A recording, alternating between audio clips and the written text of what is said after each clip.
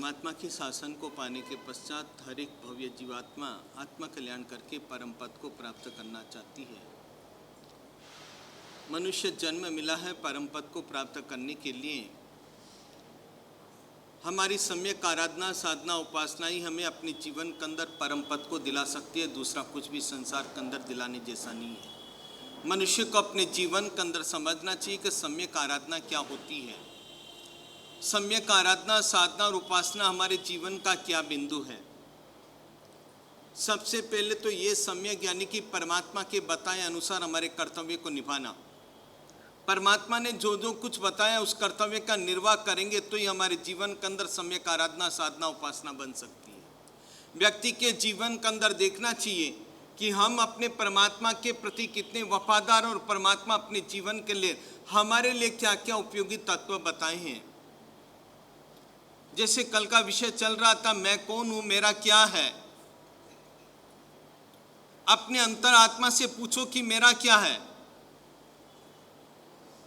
चिंतन करोगे तब पता चलेगा कि मेरा क्या है। क्या लेकर के आए थे और क्या लेकर के जाओगे यहां से।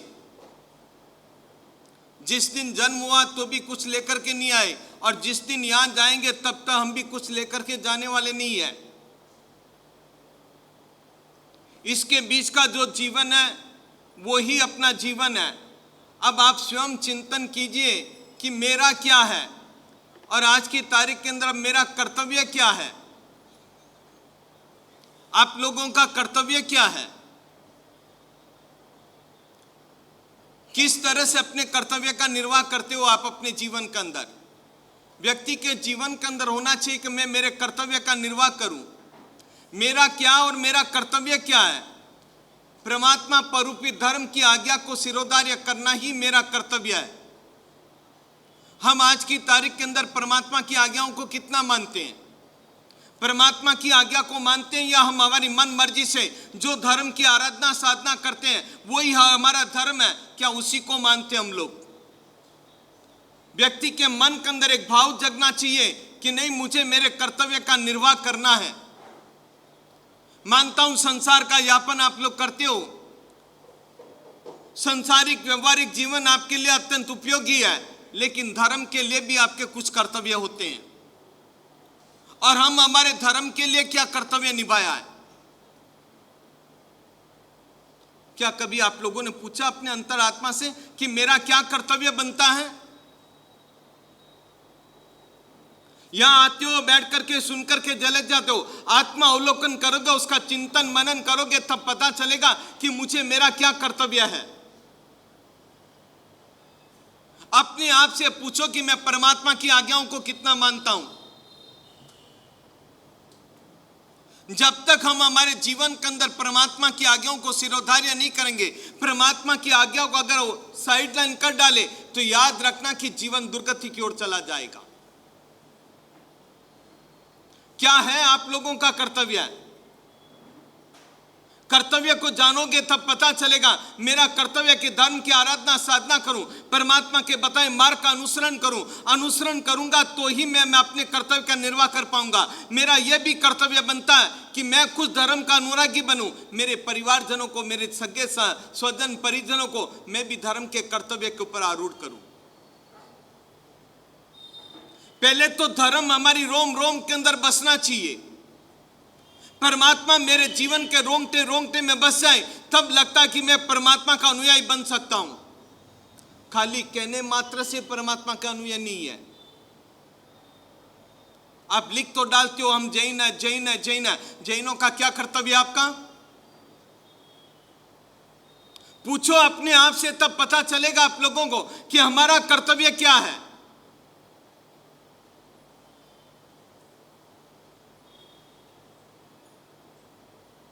हम कर्तव्य का कितना निर्वाह करते हैं अपने जीवन के अंदर। कर्तव्य को जानोगे पहचानोगे तब पता चलेगा कि हमने अपने कर्तव्य के प्रति हम कितने आरूढ़ बने हैं। हर एक व्यक्ति का लक्ष्य होना चाहिए कि कम से कम रोज में 5 मिनट 10 मिनट 15 मिनट स्वाध्याय तो करूं। कभी जाकर के पुस्तकें देखते हो धार्मिक की, कि क्या स्वाध्याय करूं जिससे कि मेरे जीवन के अंदर कुछ अवतरण बन जाए, ताकि मेरे परिवार का जीवन भी सुखी बन जाए। आज प्राय करके संसार के हम देखते हैं क्ला कंकास ईर्ष्या राग द्वेष, एक दूसरे को नीचा दिखाने की वृत्ति, मुंह के सामने कुछ पीठ के पीछे कुछ, यानी कि मुंह में राम बगल में छुरी। आज क्या चल रहा है संसार के अंदर? यही सब देख रहे हो आप लोग। एक दूसरे को नीचा कैसे दिखा जाए, एक दूसरे की प्रतिस्पर्धा के अंदर हम कैसे उतर चुके हैं, किस तरह को किसे नीचे दिखाना, क्या यही कर्तव्य आप लोगों का? हर एक व्यक्ति अपना पुण्य लेकर के आया है, कोई किसी के पुण्य को छीन नहीं सकता है।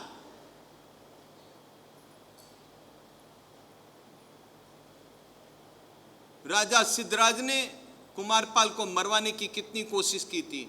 आचार्य हेमचंद्राचार्य ने मिति तारीख इत्यादि सब कुछ दे डाला, तू इस तारीख के अंदर तू राजा बनेगा, सब कुछ कर डाला था उसके लिए। भटकता रहा 50 साल तक वो इधर उधर। सिद्धराज ने भी कह दिया था, सैनिकों को कहा जहां भी कुमारपाल मिल जाए देखते ही उसको तलवार से उसको मार डालो, आप सिर और धड़ अलग कर डालो। और इधर से हेमचंद्राचार्य ने उसकी कुंडली ही बना डाली, 50 साल की उम्र के अंदर तू राजा बनेगा। और राजा बनने के बाद उसने अपने कर्तव्य का किस तरह से निर्वाह किया था, क्या हम लोग कभी सोचते हैं? हम तो बस क्ला कंकेश ईर्ष्या राग द्वेष, एक दूसरों को नीचे दिखाने के लिए क्या क्या वृत्तियां हम लोगों ने अपना करके रखी है। ऊपर से देखते देखते उसके सामने तो मीठा मीठा बोलेंगे, और पीठ से किस तरह से छुरा घोंपना वो भी आप लोगों को आता अच्छी तरह। क्या यही अपना धर्म का कर्तव्य सिखाता है? धार्मिक कर्तव्य तो वो होता है व्यक्ति के जीवन के अंदर कि एक दूसरे से हिल मिल करके एक दूसरे के कार्य की सफलता के अंदर साथ बने। और आज की तारीख के अंदर हम लोगों ने क्या करके रखा है? अरे बाहर संसार के अंदर तो आप राजनीति खेलते ही खेलते हो, धर्म के अंदर भी ऐसी राजनीति का आप लोगों ने घुसा करके डाली है कि जानते हो कि हमारे सिवाय दूसरा कोई यहां पर नहीं है। धर्म के अंदर जितनी राजनीति आप लेकर के आओगे ना, उतने ही धर्म से आप लोग भ्रष्ट होते जाओगे। खुद को आराधना करनी नहीं है, दूसरों को करने देनी नहीं है। अपने आप के कर्तव्य को देखोगे तब पता चलेगा। इस राजनीति का धार्मिक के अंदर राजनीतिक ला करके आप लोगों ने अपने जीवन के अंदर धार्मिक स्तर कितना बनाया? खाली कहते हो कि हम धार्मिक हैं।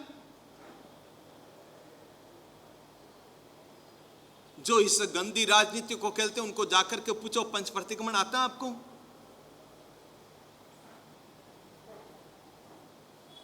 श्रावक का कर्तव्य है पंच प्रतिक्रमण, हर एक श्रावक श्राविका को आना चाहिए। राजनीति के दांव पे से ऊपर नहीं आते हो तो कहां से तुम एक दूसरों को नीचा दिखा रहे हो? आप अपने मन के अंदर वो भाव ही नहीं आने चाहिए। अपने मन के अंदर होना चाहिए मैं एक परमात्मा का अनुयायी हूं, परमात्मा के शासन का अनुयायी बन करके निस्वार्थ भाव से परमात्मा के शासन की सेवा करूं। यह सबसे पहले कर्तव्य हमारा बनता है। आप आईना देखो, आईना देखोगे तब पता चलेगा, एक दूसरे का प्रतिबिंब आपके सामने दिखेगा। क्या उस आईना की तरह निर्मल है, पवित्र है, स्वच्छ है? विचार तक नहीं करते हम लोग। ये संसार एक रंगमंच है, ये एक नाट्यशाला है और सभी स्त्री पुरुष इसके अभिनय करता है। संसार क्या है? रंगमंच ही आपके लिए, नाट्यशाला ही है। दिन दुना रात चौगुना बदलता ही रहता है और हम इसका अभिनय करता है। और अभिनय भी कैसे करते हैं?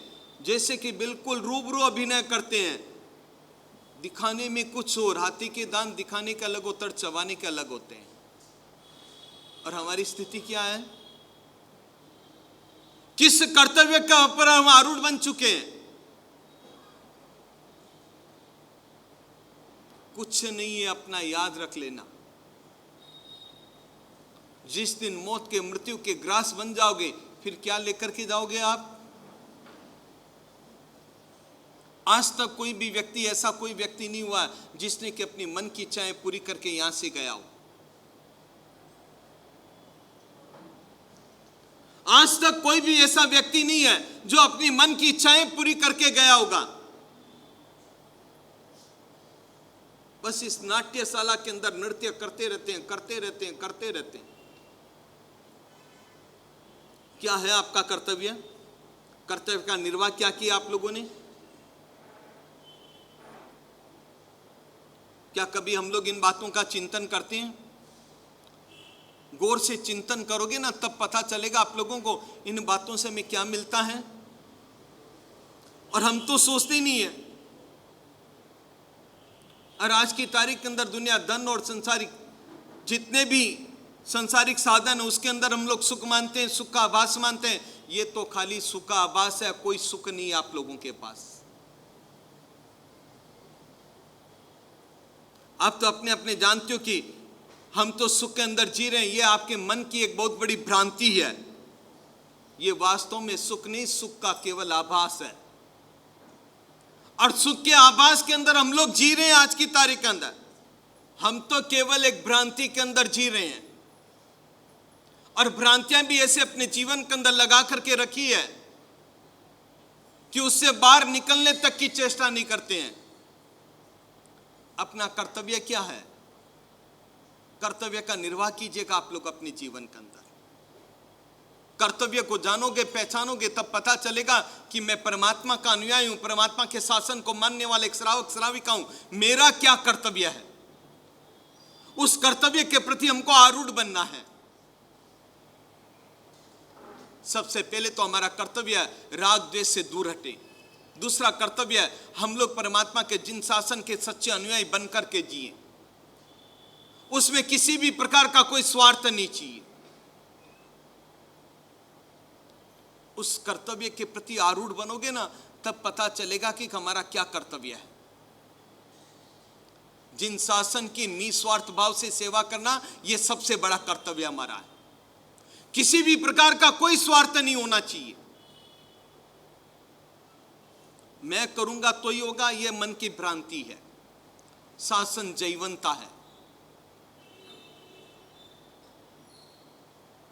और शासन के अंदर कोई भी कार्य कैसा भी कर सकता है।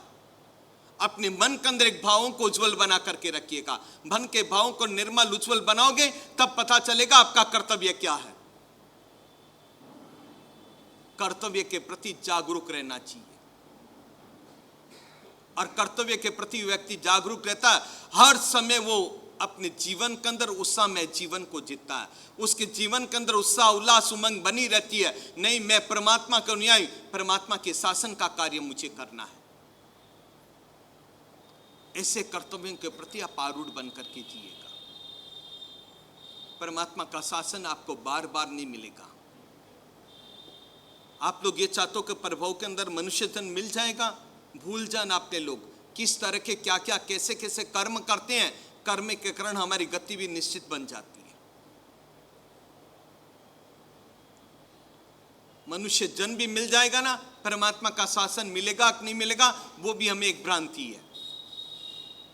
और ऐसी कोई करनी नहीं है कि हम लोगों को अगला प्रभु के अंदर भी मनुष्य जन्म मिल जाए। छोड़ो इन सब बातों को, परमात्मा का अनुयायी बन करके अपने सच्चे कर्तव्य का निर्वाह कीजिएगा।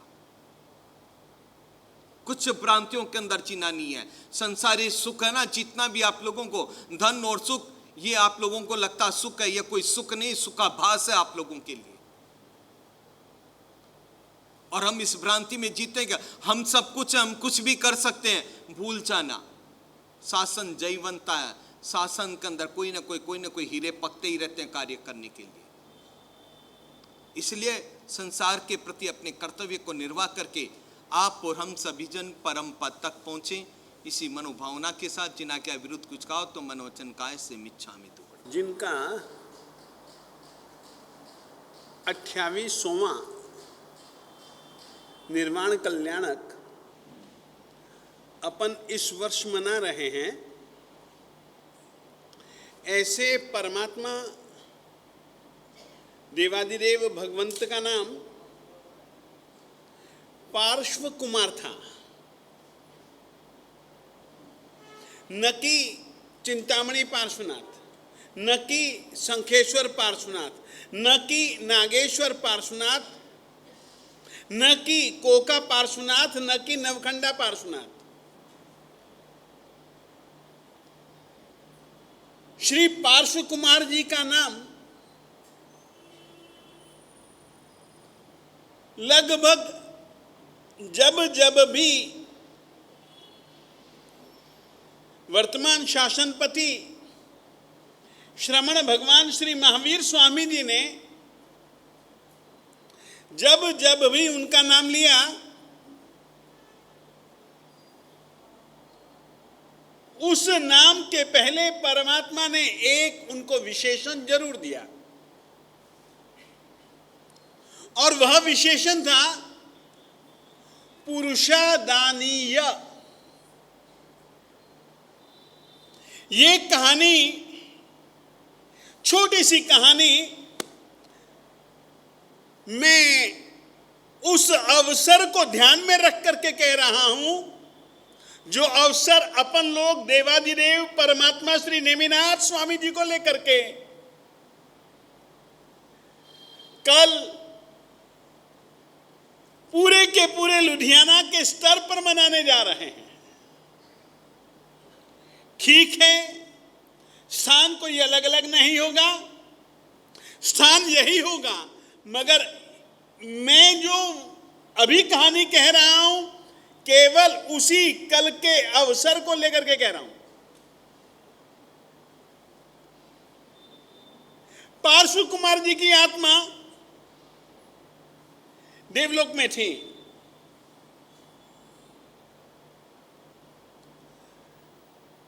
पांच कल्याणक एक ऐसे अवसर हैं जिन्हें देवता लोक और मानव समाज, यूं कहें परमात्मा का च्यवन, जन्म, दीक्षा,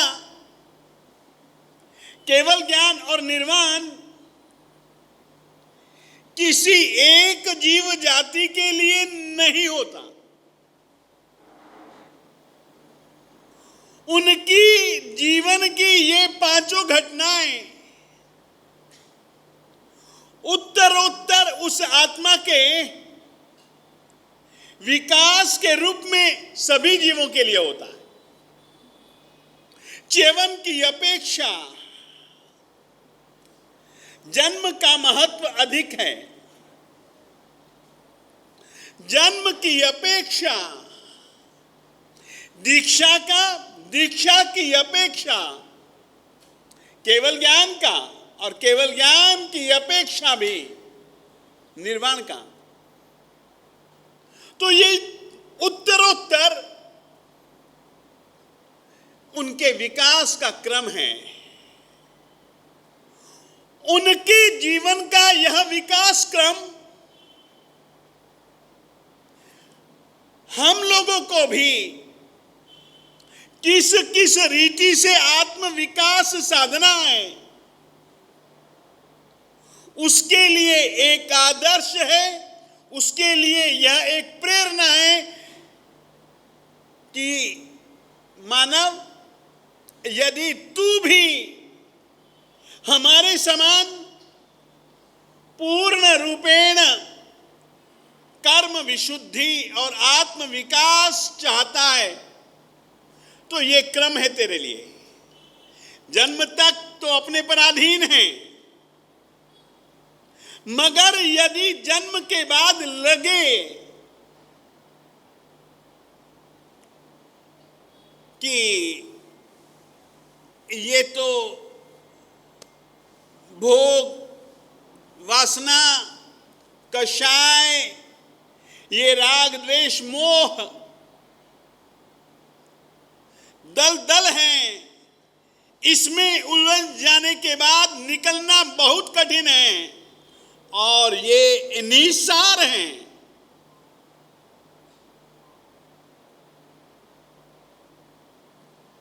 जैन परंपरा में उस सुख को सुख नहीं कहा जिसका अंतिम परिणाम दुख हो। जैन परंपरा में उस दुख को भी सुख कहा है।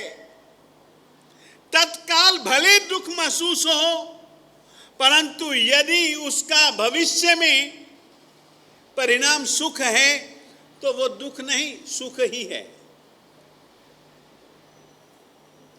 परमात्मा सामान्य व्यक्ति को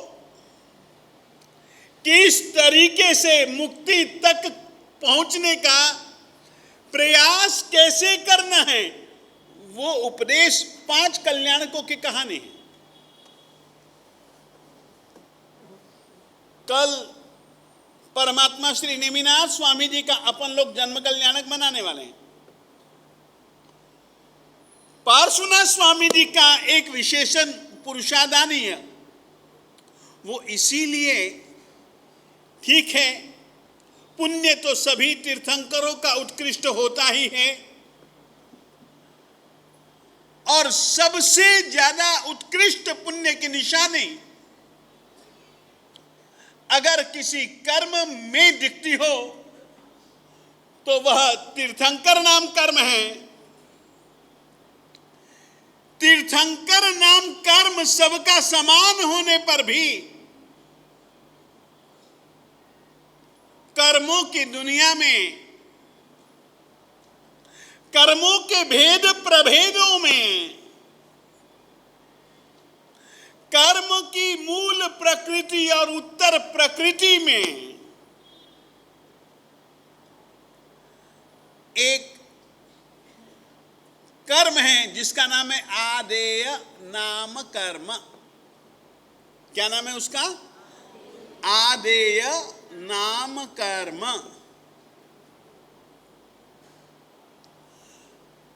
अपन लोग एक शब्द बोलते हैं उपादेय, एक शब्द बोलते हैं हेय। उपादेय में जो आदेय है वही एक कर्म है। चाहे उपादेय कहें चाहे हम आदेय कहें, उसका अर्थ है स्वीकार करने योग्य।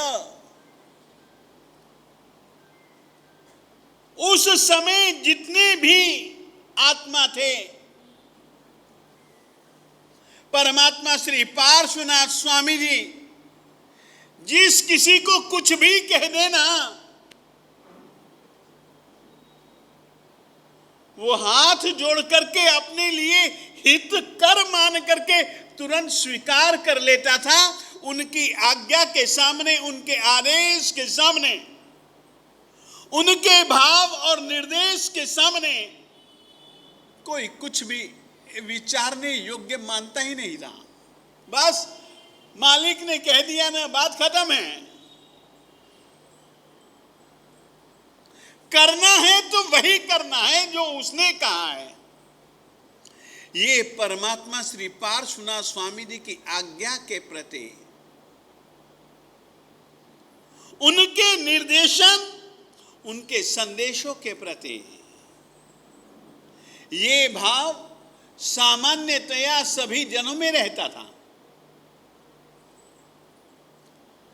ये आदेय नाम कर्म उन्होंने क्यों बांधा, कैसे बांधा, कौन सा काम था उनका? केवल यही काम था। जब वे देवलोक में थे, इतना लंबा जीवन, इतना लंबा जीवन, इतना लंबा जीवन कि उनको 500 कल्याणकों को महोत्सव के रूप में मनाने का अवसर मिला था। और उन्होंने एक काम किया, बहुत अच्छा काम किया।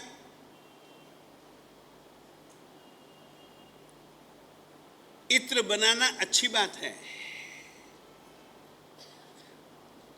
तो भी इत्र बनाने वाला उसकी अपेक्षा से भी इत्र का व्यापार करने वाला व्यक्ति और ज्यादा अच्छा है। इत्र बनाने वाला तो फूलों की खुशबू स्वयं ही सूंघ पाएगा ज्यादा से ज्यादा इर्द गिर्द के, मगर जो फूलों के इत्र का व्यवसाय करता है ना, वो उन फूलों की खुशबू न जाने कितने कितने कितने कितने कितने कितने व्यक्तियों तक प्रसारित कर देता है। एक बार यहां इत्र लगा लो, खुशबू सारे दिन की, जहां जाओ वहां वालों को भी खुशबू। परमात्मा पार्श्वनाथ स्वामी जी ने एक काम किया,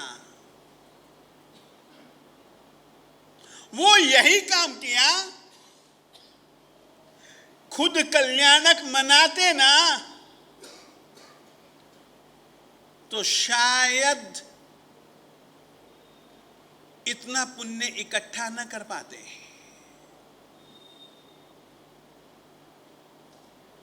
उन्होंने यही काम किया कि दूसरों को कहा चल चल चल चल चल चल। उन्होंने जब कभी भी कहा कि यार हमको तो वहां कुछ आता नहीं, हम केवल मूक दर्शक बन करके यूं खड़े रहे, देखें लोग हमारी मजाक उड़ाएंगे, क्यों चिंता करते हो? क्यों चिंता करते हो? मैं हूं ना। जैसा मैं कहूं वैसा तुम करो। मैं हूं ना, तुमको बताऊंगा। खुद ने किया भी और करवाया भी। मैं आप लोगों से कहना चाहता हूं, आज अपनी अपेक्षा है हम परमात्मा श्री नेमिनाथ स्वामी जी का जन्म कल्याणक खुद मनाएं भी और दूसरों से मनवाएं भी, खुद जुड़े भी, दूसरों को जोड़ें भी। कहें हर व्यक्ति से, हर अपने मित्र से, हर अपने संबंधी से, मैं इंद्र बन रहा हूं, तू की बांध रहे हैं? तेनू मैं इंद्र तो काट नहीं देखना चाहता। मैं बांध रहा, तू भी बांधना। ये 64 तो संख्या बहुत कम है। आपको कहना चाहता हूं, इंद्र के परिवार में इंद्र के जैसी ही रिद्धि सिद्धि समृद्धि, इंद्र के जैसा ही वैभव, इंद्र के जैसा ही ठाट बाट, मगर इंद्र पदवी नहीं। सीधी सी बात, फिर से अंतर इतना ही रहेगा, सब कुछ इंद्र जैसा, परंतु इंद्र की पदवी नहीं, बाकी सब कुछ समान। हम चाहेंगे इंद्र पूरे हो गए तो कोई बात नहीं, सामान्य देवता बनो कि इंद्र के समान। उन देवताओं को कहा जाता है सामानिक।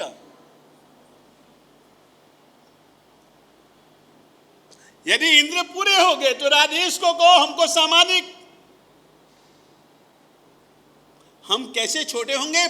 परमात्मा का हमको जन्म कल्याणक मनाना है। हम मनाएंगे भी, मनवाएंगे भी। ये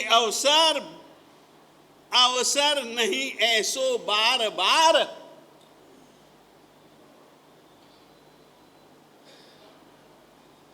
ये अवसर बार बार नहीं है।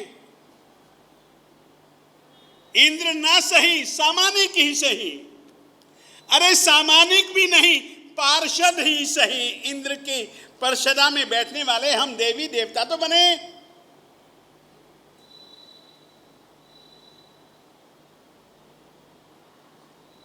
इस रीति से भी देवता के थोड़ा सा मैं जन्म महोत्सव कैसे होता है तुमको कहना चाहता हूं। देखो, तुम तो इतना ही जानते हो कि परमात्मा का जन्म हुआ, इंद्र सौधर्मेंद्र ने अपने देवलोक में सुघोषा घंटा बजाया, ऐसा नहीं है।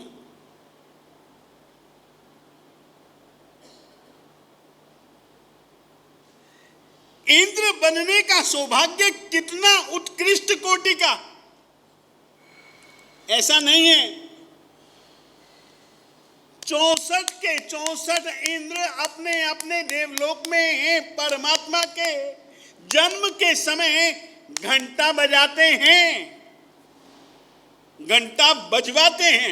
ये तो ठीक है कि हम भगवान महावीर स्वामी जी के जीवन को कहते हैं, तो उसमें सौधर्मेंद्र क्या है, हमारे सबसे पहले नजदीक का देवलोक है और पहला देवलोक है, इसीलिए सौधर्मेंद्र। मगर नहीं, कोशिश करो 64 के 64 इंद्र अपने अपने सेनापतियों को कहे कि एक घंटा लेकर के आओ, और सारे के सारे नगर में ढिंढोरा पिटवाओ घंटा बजा करके कि आज परमात्मा श्री नेमिनाथ स्वामी जी का जन्म कल्याणक मनाने के लिए हम इस देवलोक से जा रहे हैं, और चलो चलो हमारे साथ चलो चलो चलो। ये इस रीति से घोषणा करवाता है इंद्र, तुमको भी करवानी है। बाजार में घंटे मिलते हैं, खरीद लो, बजाओ जरा घंटे।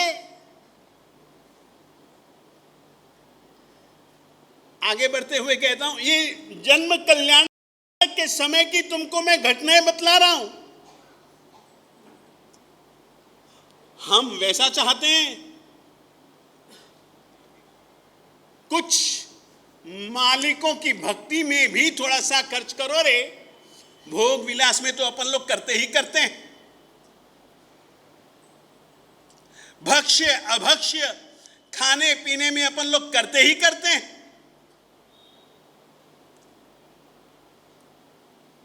कृत्य अकृत्य में अपन लोग खर्च करते ही करते हैं। करने जैसा जिंदगी में एक ही तो अवसर है, परमात्मा के कल्याणकों की आराधना, कल्याणक तिथियों की आराधना। आगे बढ़ते हुए कहता हूं, कैसे कैसे आज थोड़ी सी जन्म कल्याणक को लेकर के चर्चा विचारना कर रहे हैं, क्योंकि कल का दिन तो आया खड़ा है अपने सामने। और तुमको ये भी कह देना चाहता हूं, अच्छा लगा व्यवस्थापकों ने एक थोड़ा सा व्यवस्था में फेरबदल करने की सूचना आप लोगों को देने के लिए मुझे कहा, तो वो सूचना भी पहले मैं आपको दे देता हूं। पहले अपन लोगों ने ऐसा सोच करके कहा था कि भैया आप सब जन अलग अलग स्थानों से आओ, अलग अलग दिशाओं से आओ, भीड़ के रूप में आओ, अपने भी आओ, दोस्तों को भी लाओ, सबको लाओ, दोस्तों को भी लाओ, सब सब सब मिलजुल करके अपने अपने स्थान से एक स्थान पक्का कर लो, वहाँ से आओ। परंतु ये मुझे मुनियों की सलाह अच्छी लगी कि इसकी अपेक्षा गुरुजी एक काम करो ना, एक जगह नक्की कर लो, सब जन वहां पहुंचे, अपन भी वहां पहुंचे, अपन भी चले सबके साथ परमात्मा के जन्म कल्याणक के लिए। अच्छा लगा। तो ट्रस्टियों ने भी कहा कि महाराज ये विचार अच्छा है। तो अब जो अलग अलग जगह से आना था ना, अब वो अलग अलग जगह से आकर के जहां से हम यहां आए, अब भी यहीं आना है, वहीं इकट्ठे होंगे, वहीं से यहां आएंगे। वो भी उचित विचार था कि अलग अलग दिशाओं विदिशाओं से आए। ये भी विचार आपने को जचा और ये विचार ज्यादा उचित लगा। तो ये प्रोग्राम थोड़ा सा बदल दिया गया है। ठीक 5:15 बजे अलग अलग स्थानों से अलग अलग समूहों के रूप में जो आप लोगों ने अलग अलग स्थान, किसी ने कहा कि हम उस फैक्ट्री से निकलेंगे, किसी ने कहा हम तो दादाबाड़ी से निकलेंगे, किसी ने कहा हम वहाँ से निकलेंगे, किसी ने कहा वहाँ से निकलेंगे। मानता हूँ आप लोगों ने तैयारियाँ की हैं, परंतु थोड़ा सा एक प्रोग्राम इस रीति से यदि हम इकट्ठे होकर के आएंगे और घंटे सबको इंद्रों को लेकर के आना है, घंटों की रणकार हो, घंटों की झंकार हो, घंटों की रणकारों और झंकारों के बीच हर किसी इंद्र का सेनाधिपति घोषणा करेगा। आज परमात्मा श्री नेमिनाथ स्वामी जी का जन्म कल्याणक का दिन है। चलो चलो चलो चलो चलो चलो मेरू पर्वत पर चलो। और देखो ये पर्दा जो बन रहा है ये मेरू पर्वत है। झांकने की कोशिश मत करना, मगर मैं तुमको बता देता हूं, बिल्कुल सुनहरा होगा, इसके शिखर भी सुनहरे होंगे और एक बहुत सुंदर बगीचे की कल्पना होगी, बहुत सुंदर रात का वातावरण होगा। दिन में रात का वातावरण वैसे खड़ा करना यहां पर अभी थोड़े से कुछ घंटों में मुश्किल है, फिर भी क्योंकि आधी रात के समय ही परमात्मा का जन्माभिषेक इंद्र करवाते हैं, देवता करवाते हैं।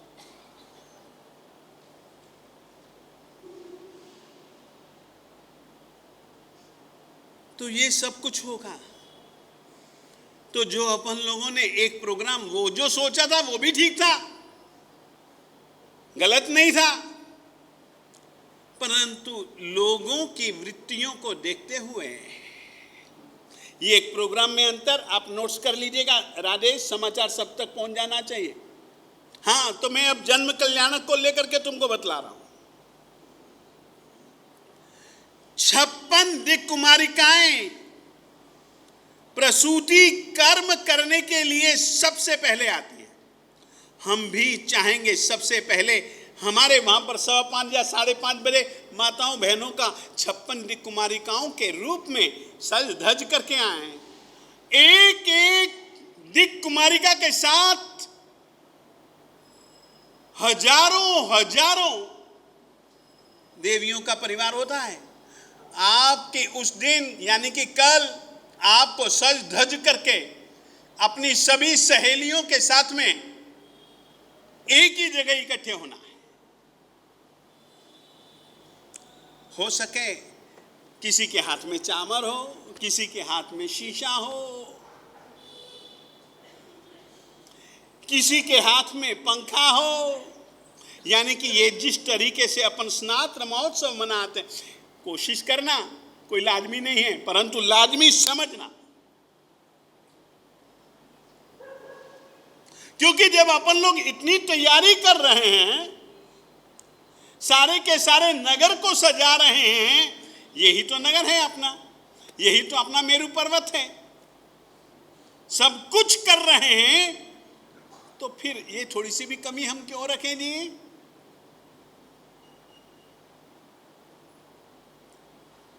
खूब मस्ती से आइएगा कल। और विशेष करके इंद्र का जो जन्माभिषेक की प्रक्रिया है 56 दिक् कुमारिकाओं के बाद है।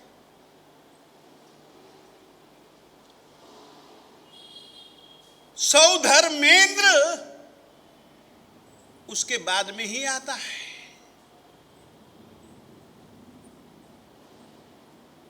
पहले नहीं आता। तो पहली ड्यूटी कल के दिन आप लोगों की ज्यादा है।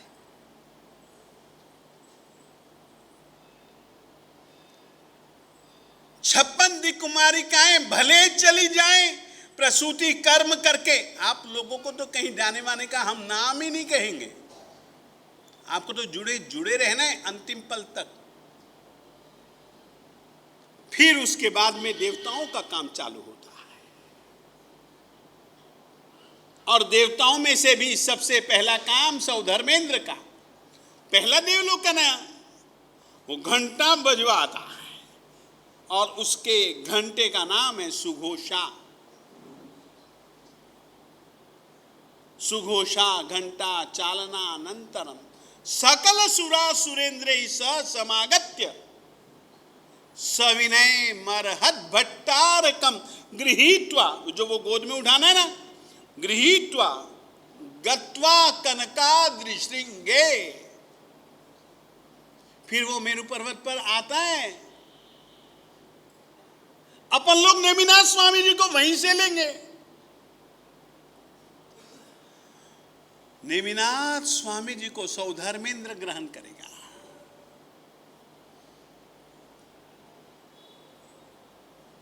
ये सब कल के कार्यक्रम की रूपरेखा आप लोगों को मैं दे रहा हूं, ताकि फिर आप लोग कभी ऐसा ना कहो कि महाराज हम तो अवसर चूक गए, आपने बताया क्यों नहीं।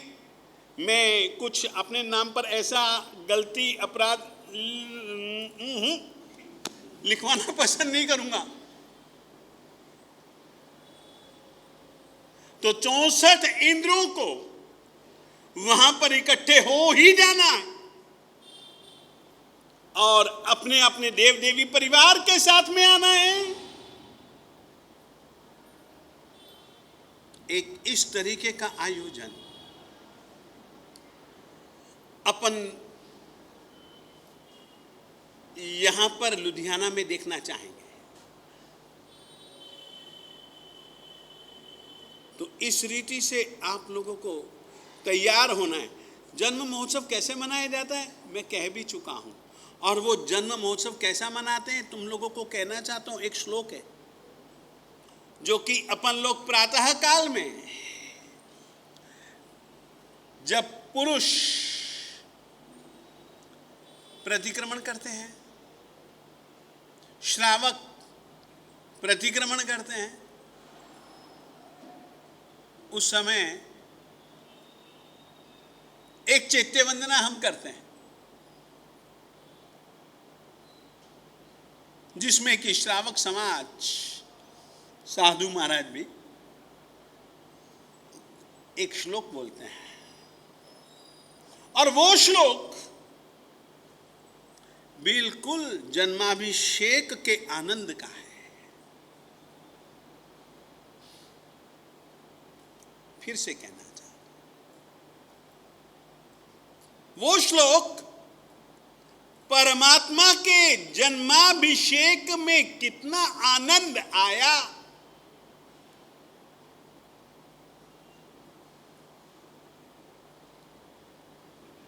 उस भाव का द्योतक है। श्लोक है, येषाम् अभिषेक कर्म कृत्वा मत्ता हर्षभरात् सुखं सुरेन्द्रः तृणमपि गणयन्ति नैव नाकम् प्रातः सन्तो शिवाय ते जिनेन्द्रः येषाम् अभिषेक कर्म कृत्वा, येषाम् जिन तीर्थंकर भगवंतों के अभिषेक कर्म जन्माभिषेक की क्रिया कृत्वा करके मत्ता हर्षभरात् सुखम सुरेन्द्रः, मत्तः खुश खुश खुश खुश मस्त मस्त, हर्षभरात्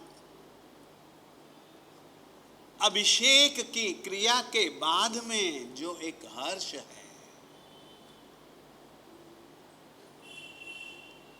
भरात हर्ष के समूह से जो भरे हुए सुखी सुखी हैं, ऐसे जो सुरेंद्र, जो 64 इंद्र है ना, तृणमपि गणयन्ति नैव नाकम्, तृणमपि गणयन्ति नैव नाकम्।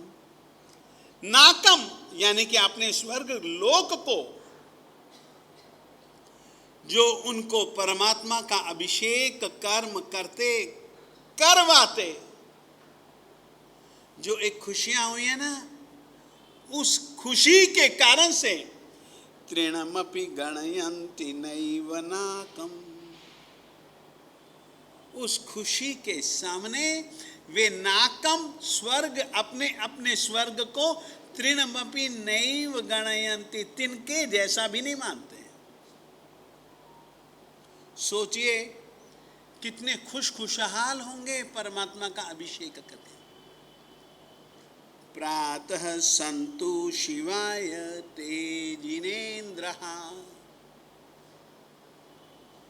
वे जिनेन्द्र भगवंत प्रातः काल में शिवाय कल्याण के लिए हों, सुख के लिए हों। सोचिए ये केवल 2 ही लाइनें हैं, परंतु इन 2 लाइनों में परमात्मा के अभिषेक का कितना अच्छा परिणाम बतलाया गया। और परमात्मा से शिवाय कल्याण के लिए प्रार्थना की गई है। इस तरीके का कल्याणकारी,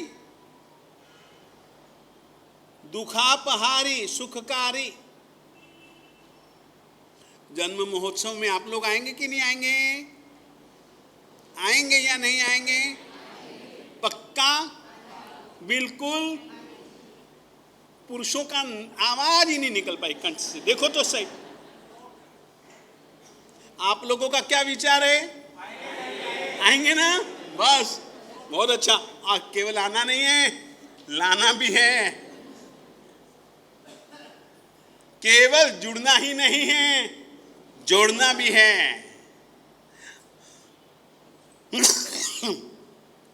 हम इंद्रों का काम एक ही, खुद अभिषेक करेंगे और दूसरे इंद्रों को भी अवसर भी देंगे।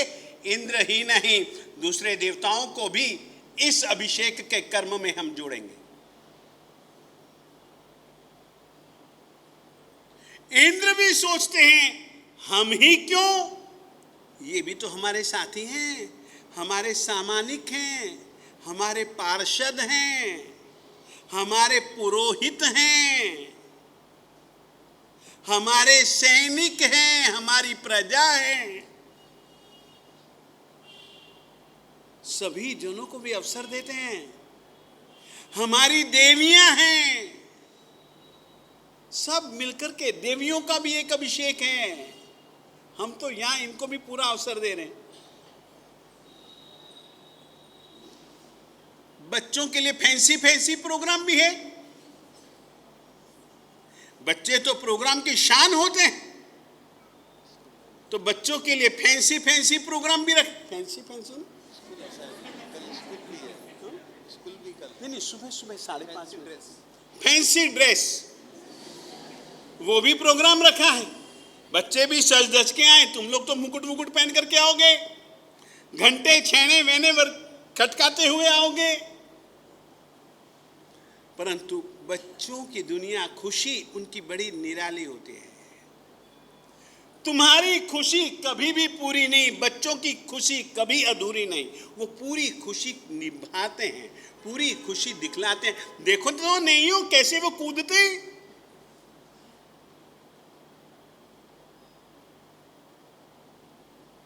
शादी किसी दोस्त की हो रही है और अब्दुल्ला दीवाना होता है, वैसे बच्चे हैं।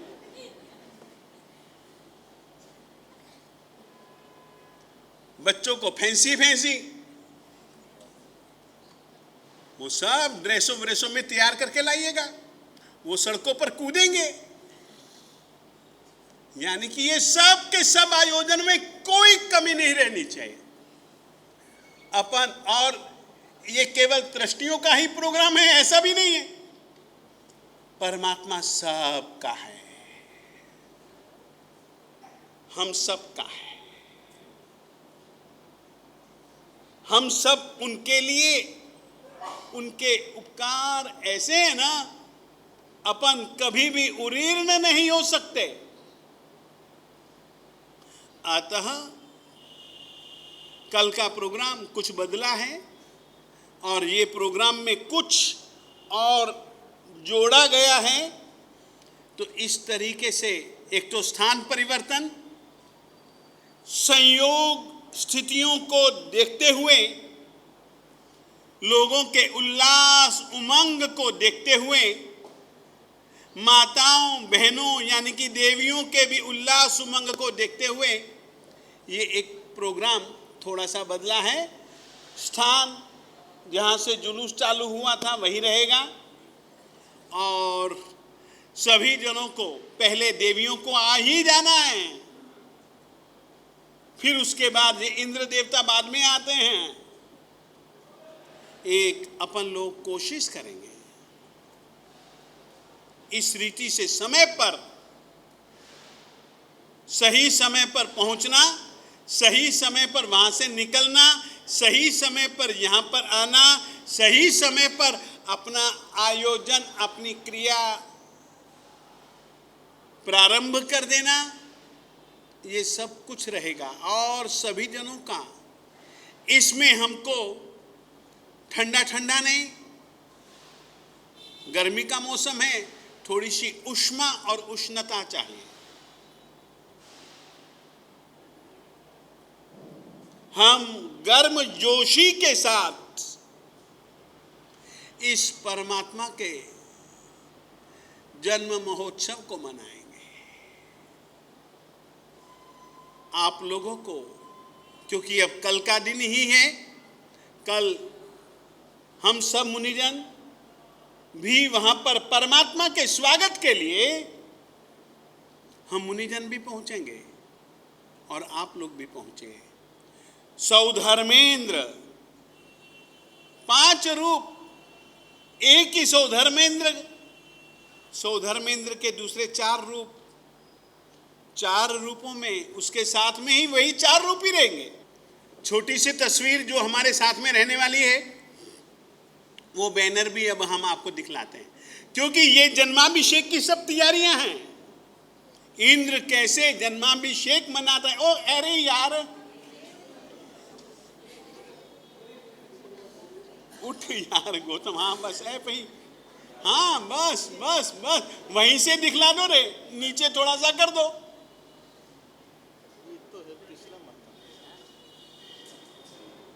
बस ऐसी ही होगी, ये तो नहीं है, ये तो च्यवन कल्याणक की है, ये भी रहेगी और इसी ही रीति से जन्म कल्याणक की भी है। हाँ हाँ हाँ हाँ, 14 स्वप्न, जन्म कल्याणक, च्यवन कल्याणक और उसके साथ में ही देखिए अब धीरे धीरे नीचे ले आओ, सभी जनों में आकर्षण पैदा हो गया। ये अपने साथ में रहने वाला है, आदर्श रहेगा कि किस रीति से इंद्र 5 रूप धारण करके मेरु पर्वत पर ले जा रहा है। क्यों? ताकि सभी देवता परमात्मा के जन्माभिषेक में जुड़ सकें। इंद्र चाहता तो वहां पर भी कर सकता था, परंतु इंद्र का कल्प है, आचार है, और उसी आचार के अनुरूप 5 रूप धारण करके, देखिए ना बीच में जो है इंद्र, वो परमात्मा को अपने बिल्कुल हाथों में लिए हुए, गोदी में लिए हुए यूं है। कल बिल्कुल सौधर्मेंद्र यानी कि चंद्र किरण अपने साथियों के साथ एक थाल में परमात्मा को लेकर के आगे आगे चलेंगे, सबसे आगे। और यदि इनसे कोई आगे चला ना तो देखते नहीं हो, एक आगे वज्र लेकर के चल रहा, इनसे पीछे ही रहना है। परमात्मा आगे आगे चाहे, इस रीति की एक व्यवस्था अपन लोगों ने वरघोड़े की, यानी कि सबके साथ में मनाई है। तो ये सब कुछ ताकि संघ में एक उल्लास उमंग परमात्मा के प्रति किस तरीके से होता है, ये अभी लेकर के आ नहीं रहा है, लेकर के जा रहा है। तो इस तरीके का एक महोत्सव कल अपन लोग यहां पर उसकी अच्छी रूपरेखा तो करें।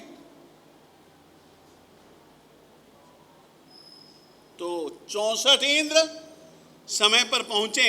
64 इंद्रों में नाम अभी भी किसी को लिखवाना हो तो राजेश चल नाम लिख ले, हर किसी को अवसर दो। 64 पूरे हो जाए तो फिर सामानिक देवता के रूप में रखेंगे।